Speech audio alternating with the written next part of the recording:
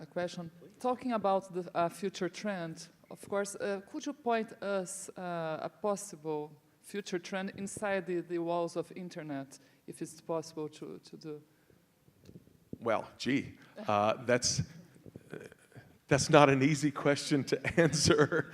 I mean, look, one way I can respond to your question without really answering it is to point out that, I think Austrian economists tend to be a little bit wiser, maybe, or more circumspect than other economists in attempting to predict the future.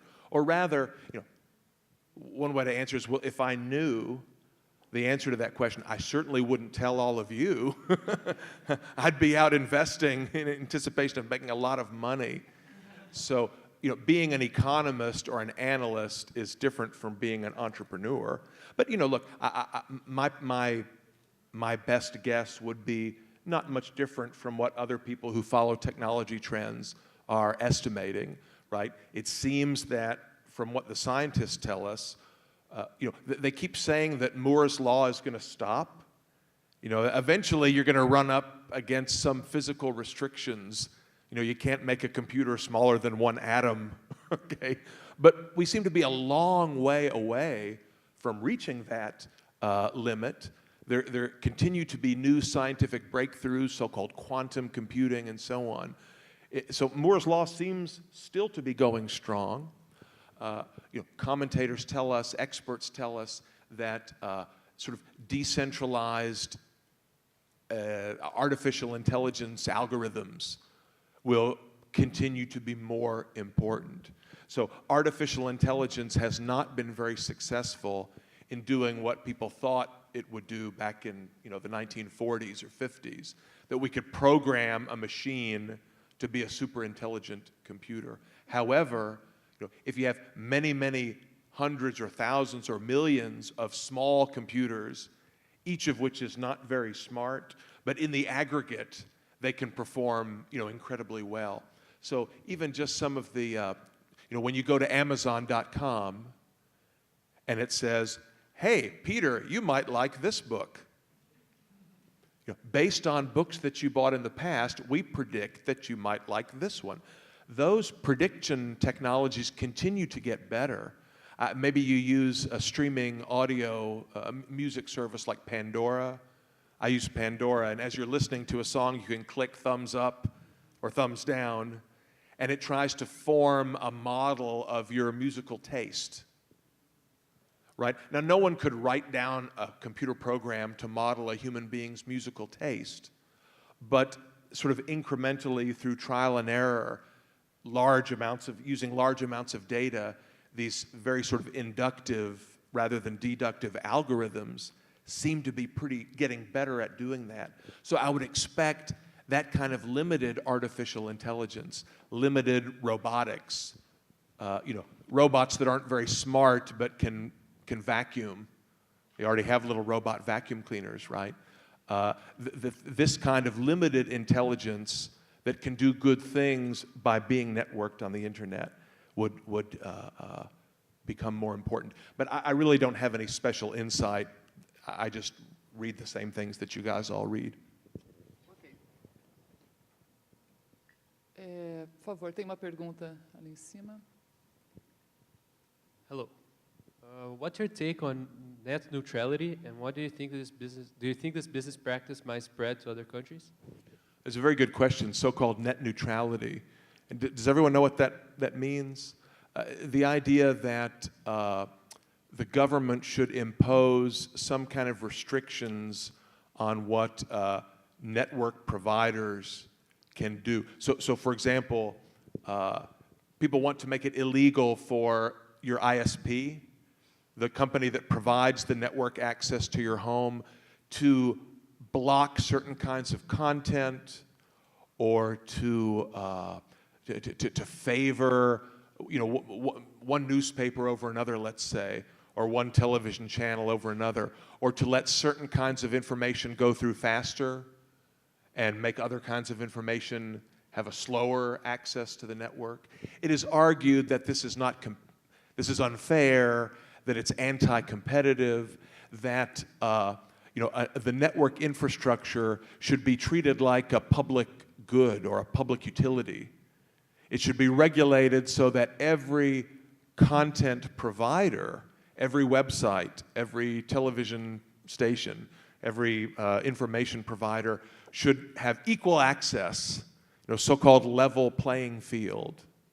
I mean, once you put it that way, it doesn't sound all that good, right? So I'm not sympathetic to so-called network neutrality. Of course, the problem is that most of the ISPs are either state-owned or state-regulated. So the ideal system, from my point of view, would be one in which all parts of the network are private. So, websites are private, television stations are private, mobile communication networks are privately owned, wires that go in the air, under the ground, to your home are privately owned. And it would be up to market participants to decide which kinds of content they prefer, how they want to bundle or package things, what sort of prices they want to use. Just to give you one example, many of the major newspapers in the US, the New York Times, for instance, is a strong advocate of so-called net neutrality. They say it is not right that a cable company can favor one newspaper over another. But yet, if I write an article and submit it to the New York Times, do I have just as much of a chance that they'll publish it as if Paul Krugman writes an article and sends it to the New York Times? No, the New York Times is not a neutral platform. They discriminate. They favor Paul Krugman over Peter Klein, which of course is a tragedy. It's a very unwise move. But the New York Times is not a neutral platform. A television station is not a neutral platform. A website is not a neutral platform. It doesn't even make any sense, because bandwidth, network access, like any other good or service, is scarce.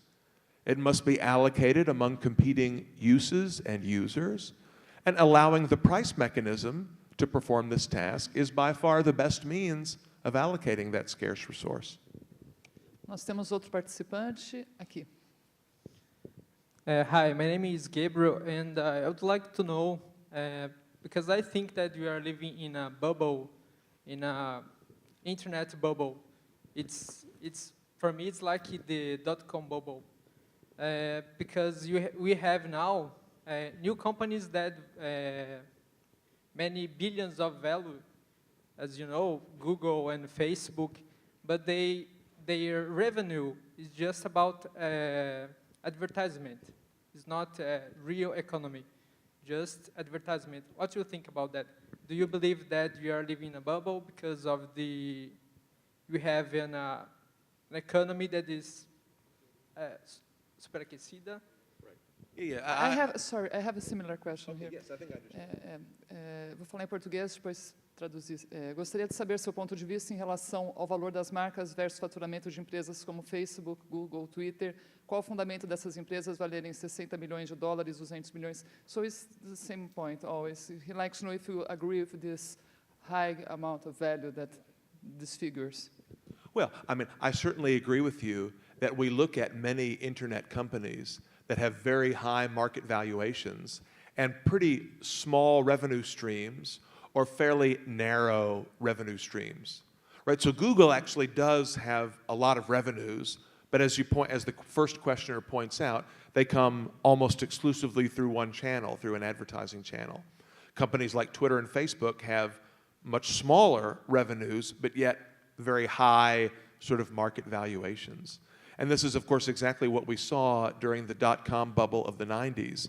Very high ratios of market value to real earnings.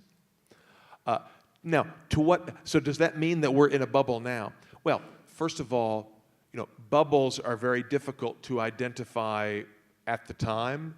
We sort of only know ex post, right? So, market participants are willing to pay pretty high prices to get shares of Google. And we might look at it and say, well, it doesn't seem like that can really be justified in terms of the expected stream of future dividends and capital gains. But it's not easy to say that the market is making a mistake in this sense. Now keep in mind that the dot-com bubble in the US was, in my interpretation, at least partly fueled by credit expansion. It was partly an Alan Greenspan bubble, right? So the Austrian theory of the business cycle, about which we've heard some already and which we'll hear more about this afternoon, I believe, it describes a specific mechanism through which credit expansion distorts the economy's capital structure, lengthens the structure of production, leads to misallocations of resources, malinvestments. But the theory does not say exactly how the malinvestments will appear in a given historical case, right? So in the bubble that we've just now gone through, the malinvestments appeared in real estate, in land values and home prices and the prices of certain kinds of securities and so on. In the 1920s, the bubble manifested itself in stocks and in other parts of the economy. And at least part of the dot-com bubble, I think, reflects a credit-fueled central bank bubble, which combined with specific technological improvements and a lot of excitement and hype, led to some of the malinvestment being channeled into technology stocks. Now, the asset bubbles that we think we're seeing now in commodities and real estate and so on, as central banks have responded to the last crash by doing exactly the same thing over again, namely increasing the amount of credit expansion, increasing the rate of credit expansion as a response to the problems caused by their previous credit expansion. It's possible that some of that may also manifest itself in technology stocks, but it's not easy to say at the time.